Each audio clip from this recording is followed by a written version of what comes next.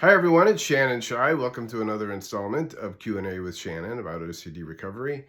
Thank you everybody for the questions. I really love getting these questions.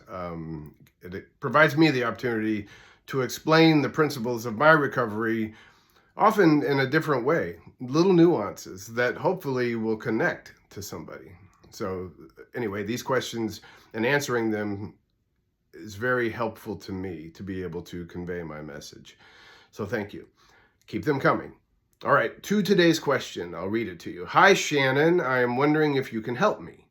I am struggling. I am struggling with the how, quote unquote.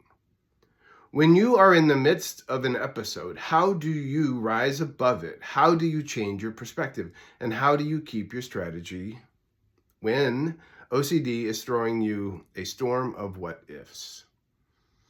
I feel as if all is lost, and I get so angry and annoyed with myself for falling into the trap time and time again.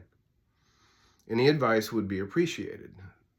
Thanks, Anonymous. All right, this is a great question, right? Well, they're all great questions.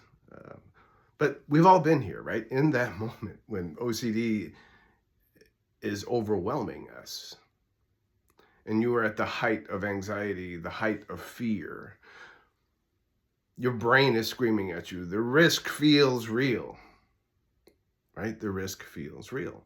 People who don't have OCD don't truly understand how real that risk feels, right? They don't understand it. They'll look at you and say, why are you worried about that? But to you, it's also real, right? It feels real. All right, we can all agree in that moment that panicking is not helpful to you, right? When there's great chaos, the people who get in trouble are the ones who panic. Remember the old Navy SEAL slogan of slow is smooth, smooth is fast. So what do? Well, you pause. Create some space for yourself. During that pause, a couple of things happen. One, you can assess what's happening. I mean, it's in a microsecond. You can assess what's happening. And then figure out what you need to do. Also, during that pause, give yourself some credit. You're different now than you were before you were diagnosed or before you learned a strategy or that it was possible to get better. You're different now. You have a base of knowledge. You know what you're supposed to do. So to the question, how do I do it? Right? Well, it begins with the pause and then assessing and then saying, I know what I need to do. The strategy doesn't change from thought to thought or theme to theme.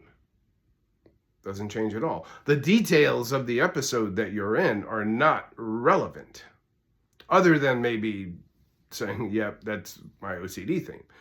But they're not relevant at all. All those consequences, all those questions that OCD, all those what ifs that OCD is throwing to you, not relevant. Right? In that moment, when I paused and I assessed, if I suspected even slightly that OCD was the source of a thought, 3 simple things. I attributed it to the disorder, right? I am not OCD. OCD is not me. It belongs to its rightful owner, OCD. I allowed the thoughts to be there.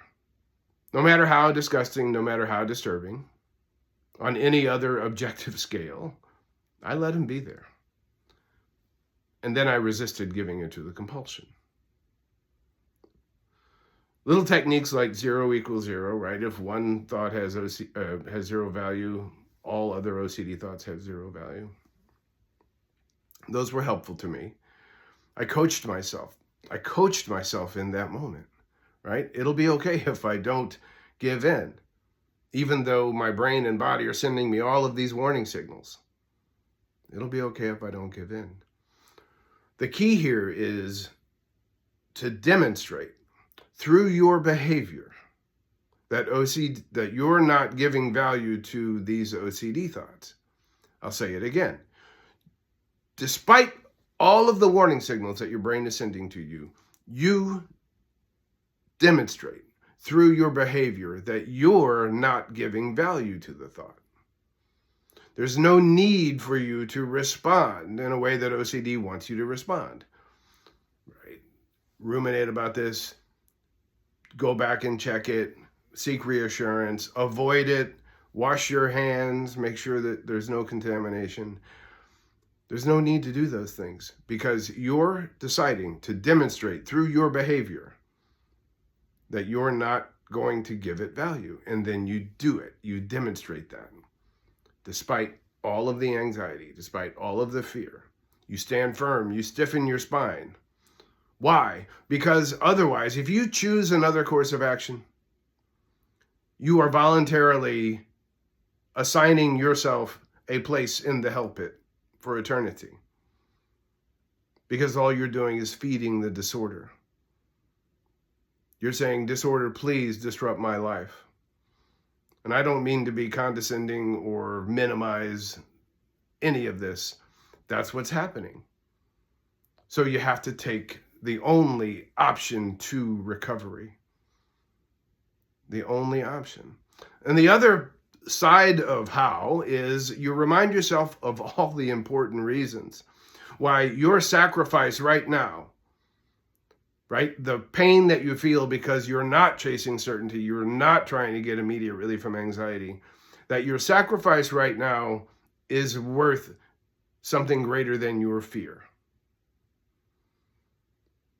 Whatever it is, your quality of life, your family, your friends, your career, all of that is way more important than the fear that you feel now. So pause.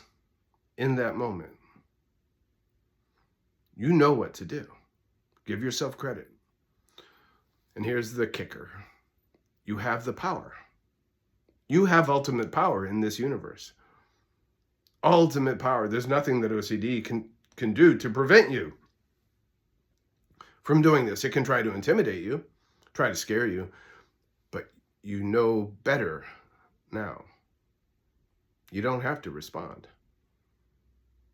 Okay, I hope this is helpful. Keep going. Recovery is achievable if you do the work. Get yourself to do the work. I will talk to you on Monday for Motivation Mondays. Out here. Bye.